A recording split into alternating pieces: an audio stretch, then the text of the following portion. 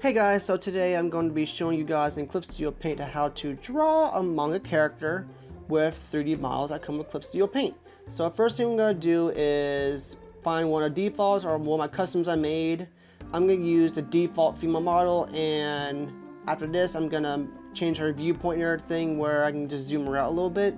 As of right now, I'm zooming her out with one of the toolbars on top of her head, and then after that I go to the pose section and I pick out pre-made pose. So this is a pre-made pose I picked from the Clip Studio assets. I downloaded it from the Clip Studio assets, and after that I turned her around. Ignore that message. After that I was looking around to see if there was anything wrong, and her back's a little arched, but that won't matter because I won't draw her back that arched out. It looks too weird.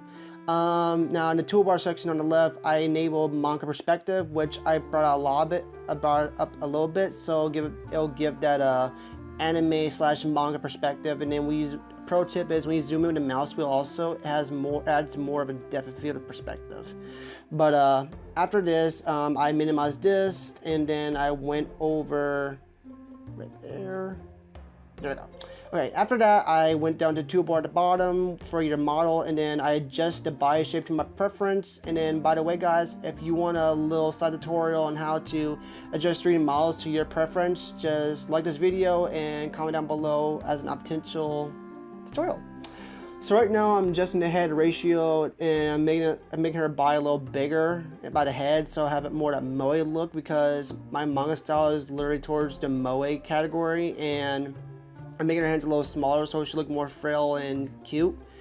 I made her shoulders a little bit more narrow also, so it won't look so broad and stuff. So after that, I changed the opacity of the model, so when I put a layer on top of her, it won't be in the way, so I can see my lens clearly. So first thing I'm doing is I'm pretty much drawing in the head.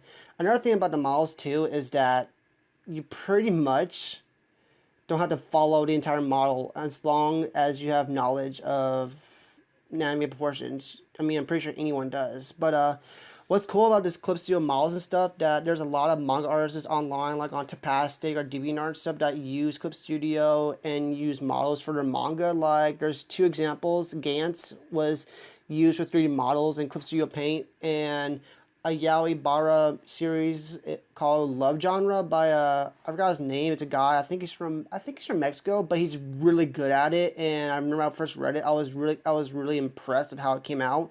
And I found out he actually used models. I'm like, well, he's using them correctly, and that's what these models are for. And especially with not just people models, there's like furniture and backgrounds, or you're used for reference. And that's what's so useful about these.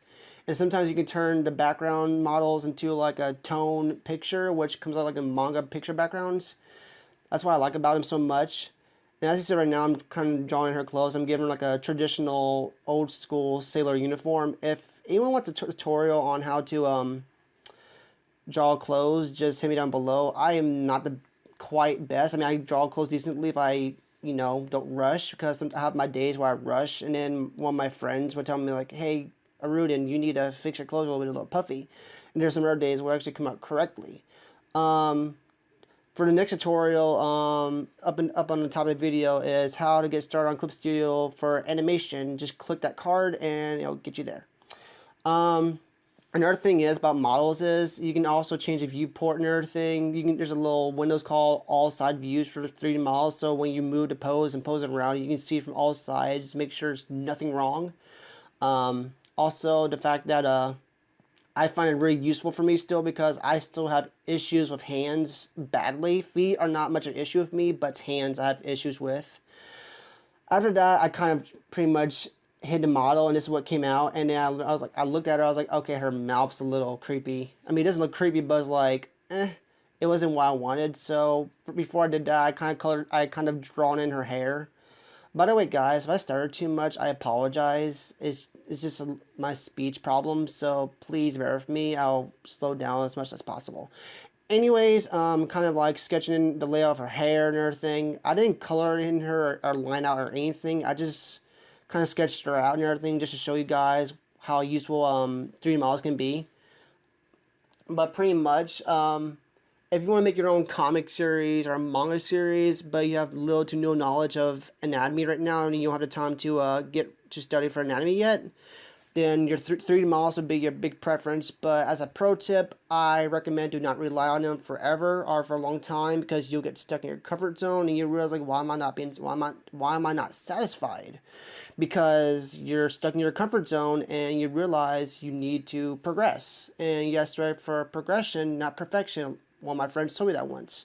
So as of right now, I just kind of give her like the traditional anime smile mouth, and pretty much after that, I erased her head skull and everything in parts that need to be hidden so I can see how everything came out. And that's one thing that's cool about these models, is that it can save you a lot, especially if you're doing like a difficult even like popular manga artists will use Clipsio sometimes if they can't get a certain pose right, and you use a model.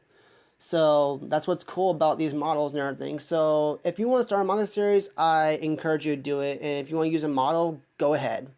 So pretty much this is how it came out. I actually like how it came out, and pretty much if you guys pretty much want a more complex tutorial on this, just give this video a thumbs up and comment down below, and I'll come back to y'all. I hope everybody enjoyed this. I apologize in advance for my speeching. I have a slight stutter problem, so yeah. I hope everybody enjoyed this, and thanks for watching.